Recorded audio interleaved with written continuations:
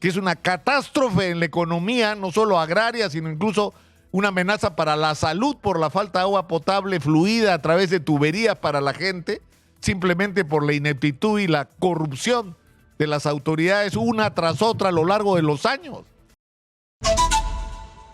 Cuando atravesamos por la peor crisis de inseguridad de los últimos tiempos, cuando ya el año 2024 es largamente el peor año en términos de violencia y de homicidios de los últimos tiempos, nunca ha ocurrido una cosa así en el Perú, cuando estamos agobiados por esta crisis de inseguridad, pero cuando a la vez tenemos frente a nosotros una extraordinaria oportunidad por el disparo en el precio de los minerales en el mundo. Y junto con eso estamos al borde de la inauguración del puente que va a unir el Pacífico con el Atlántico, con Sudamérica, con el mundo. Es decir, cuando tenemos una oportunidad extraordinaria de producir realmente una revolución en la economía y en la vida de los peruanos. Cuando tenemos al frente el reto de resolver la crisis de la explotación de ese mineral. Cuando tenemos 480,000 personas o más en condiciones de informalidad, algunas en proceso de formalización, otras lamentablemente no, pero en fin, en un proceso de formalización que ha sido un fiasco total, pero que está significando que en términos prácticos la mitad, por lo menos del oro que se extrae y se comercializa en el Perú, tiene lo que podríamos llamar un origen informal, para no ser injusto y decirle ilegal a todo aquel que no sea parte de la Sociedad Nacional de Minería, porque hay mineros que son legales a través del sistema del Reinfo. Y lo cierto es que hay que dar una salida a esta situación, porque de lo que se trata es manejar las cosas de una manera inteligente, razonable, para beneficio de todos, donde extraigamos con la tecnología más moderna y produciendo el menor impacto posible al medio ambiente y corrigiendo esos impactos, pero por el otro lado, sacando ese mineral que debajo de la tierra no nos sirve para nada. O sea, cuando esa debería ser la agenda, ¿cómo vamos a hacer para lograr entendimientos entre los titulares de las concesiones mineras y los mineros que con el registro del Reinfo están operando sobre concesiones que no son suyas? ¿Es posible un entendimiento? Por supuesto que es. ¿Y van a tener que ceder ambas partes? Por supuesto que sí. Y el Estado debería tener un papel decisivo en todo esto, pero por supuesto que sí. Pero cuando esta debería ser la agenda nacional, es decir, cuando deberíamos estar discutiendo cómo arrinconamos a los delincuentes y los ponemos en su lugar y cómo nos podemos hacer las cosas que con urgencia, y estoy hablando solo de DOSA, porque hay una agenda con la agricultura, miren ustedes, y con la obra pública, miren ustedes lo que está pasando en Piura, que es una catástrofe en la economía, no solo agraria, sino incluso una amenaza para la salud por la falta de agua potable fluida a través de tuberías para la gente, simplemente por la ineptitud y la corrupción de las autoridades una tras otra a lo largo de los años. Entonces, cuando esa debería ser nuestra agenda, fíjense de lo que estamos discutiendo. La policía está tratando de ubicar y se ha pedido una recompensa por el señor Vladimir Cerrón, que dicho sea de paso, da entrevistas donde despotrica. O sea, el señor está participando para el Oscar como mejor actor, porque le dice a Dina Boluarte, traicionera, que se ha pasado a la derecha, y su hermano está sentado en la misma mesa directiva con la derecha, en la cual contra la cual él da discursos floridos. O sea, es una farsa, pero así descarada. Y hace el número de que insulta casi a la presidenta y la presidenta le responde a Vladimir Cerrón. Por Dios, lo que se está investigando es si la señora lo ayudó a escaparse del cerco policial. Y todo gira alrededor del tema de Mykonos o como se diga, el condominio, esto en las playas del sur. Y el problema es que, es decir, no puede ser que esta sea nuestra agenda, no hay derecho. No hay derecho a que cuando nos refiramos a la presidenta de la República estamos hablando de sus Rolex, de las mentiras que dijo sobre el Rolex, porque cambió hasta 3 veces de versión. Y está pasando ahora exactamente lo mismo con el bendito tema de la playa y del condominio. O sea, los administradores del condominio dicen que por lo menos legal y formalmente la señora no entró, o sea, se escondió para entrar porque no se identificó para entrar. En segundo lugar, sale ayer el vocero presidencial a decir la señora nunca estuvo y el presidente del Consejo de Ministros sale a desmentirlo, a decir que la señora sí estuvo, pero no tiene, porque eso es parte de la reserva a la que supuestamente tiene derecho sobre sus actividades, que es una novedad. No sabía que eso era así. Pero además, la propia presidenta ha reconocido que estuvo ahí. Acuérdense de la conferencia de prensa esa que le salió muy mal a la señora Dina Boluarte. ¿Podemos, señora Magariño, escuchar lo que dijo la propia presidenta? Por favor. ¿O por qué el cofre permaneció en la comisaría de Asia y regresó sin usted al día siguiente? Esa pregunta, por favor. ¿Cuál es su nombre, señor? Salvador. Salvador. Salvador.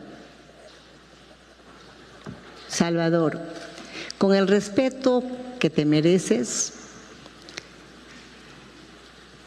creo que tu pregunta invade el espacio personal familiar.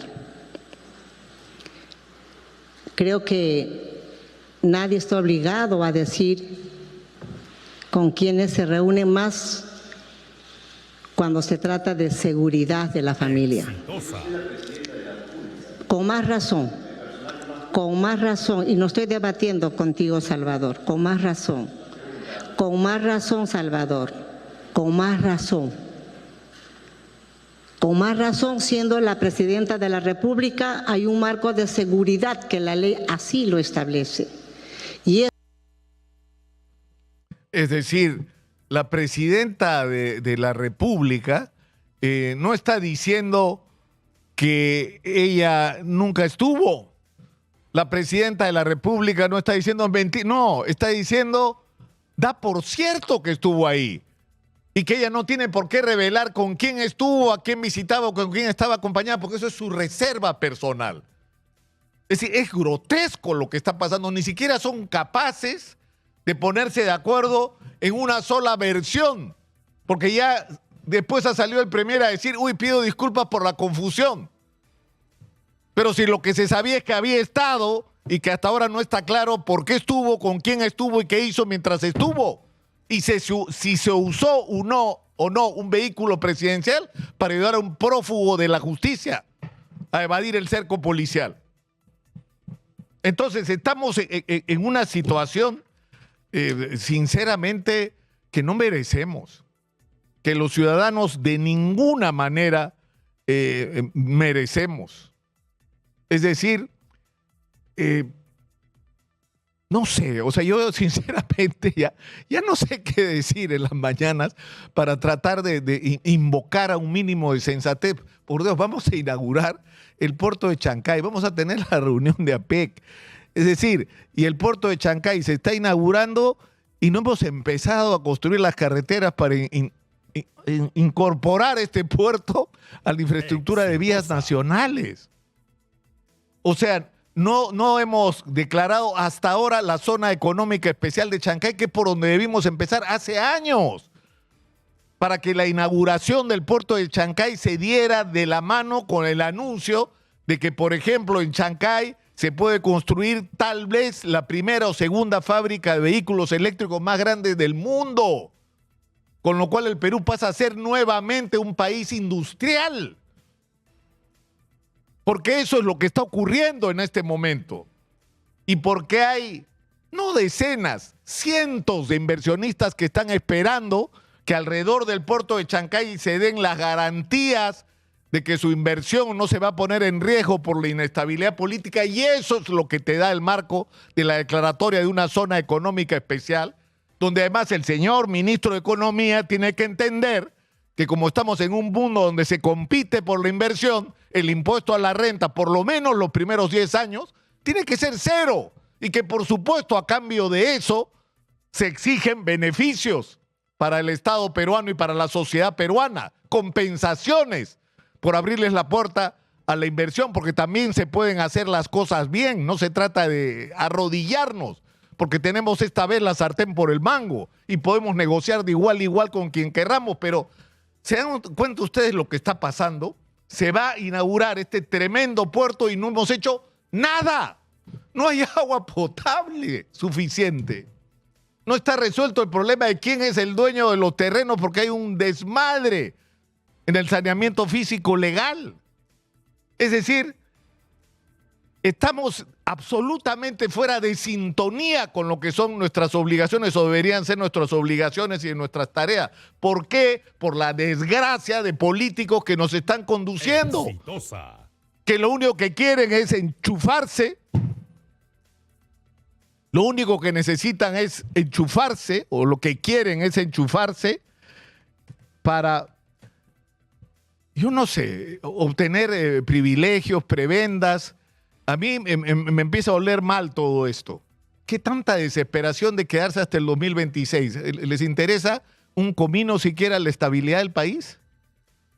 ¿O están haciendo como han hecho siempre quienes nos han gobernado? Tremendos negocios en vivienda, en transporte, en el desarrollo de la infraestructura, en la obra pública, en las contrataciones, en las adquisiciones.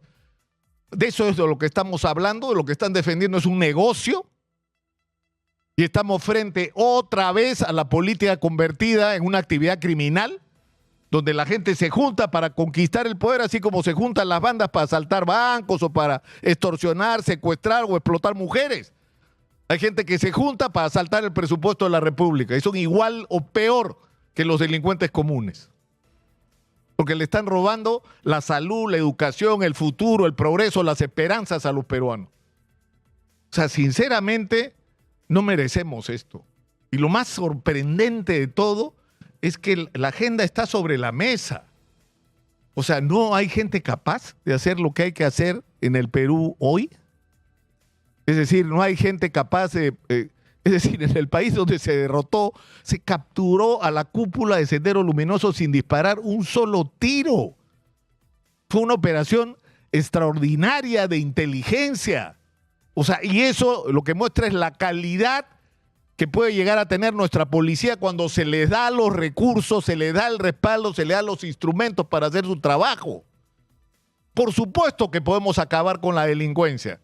Pero si nuestro ministro del Interior está persiguiendo a Harvey Colchado para votarlo por haberle roto la puerta a la presidenta y están haciendo hasta una ley y con Harvey Colchado se quieren llevar 400 policías más, no porque sean corruptos, inmorales, tramposos, no, sino porque no lo pueden controlar políticamente. O sea, no podemos estar en esta situación. Entonces ya, si me voy a poner gradualista, si estamos en un contexto en el que no se puede ir por el momento la señora Dina Boluarte porque no nos conviene, bueno, que por lo menos, se vaya el ministro del Interior, el comandante general de la policía y pongamos gente decente y capaz a dirigir la lucha por la seguridad y por lo menos avancemos en resolver todo lo que hay que resolver alrededor del puerto de Chancay, que hay que hacerlo ahora. Tenemos menos de 30 días para hacer todo lo que hay que hacer para que la inauguración del puerto de Chancay, que es el día 16, vaya de la mano con el anuncio de que ya tenemos zona económica especial y reglas claras para los grandes inversionistas que van a venir. Y tenemos hasta el 31 de diciembre para resolver el tema de la formalización minera, pero esta vez en serio, porque no se trata de extender plazos simplemente. Se trata de resolver el problema de llegar a acuerdos y sentar en una mesa a los titulares de las concesiones y a quienes la están explotando de manera irregular. ¿Ese acuerdo es posible? Insisto, por supuesto que sí. Y hay que poner voluntad para que así sea. Pero eso es lo que tendríamos que estar haciendo. Eso se puede hacer ahora con Dina Boluarte, sin Dina Boluarte. Comencemos por ahí. No podemos seguir paralizados porque estamos perdiendo el tren de la historia. Y estamos creando y permitiendo que se cree una situación donde lo que ya empezó a ocurrir, que nosotros lo advertimos y que nadie desea, empezó a pasar en el Perú. El desborde.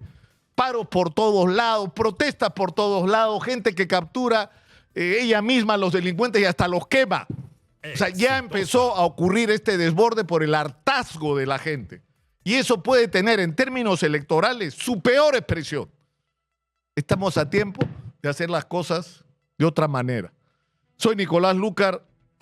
Estamos en Exitosa, la voz que integra al Perú, 95.5 en la FM en Lima, canal 34 de Movistar. Esto, por supuesto, Hablemos Claro.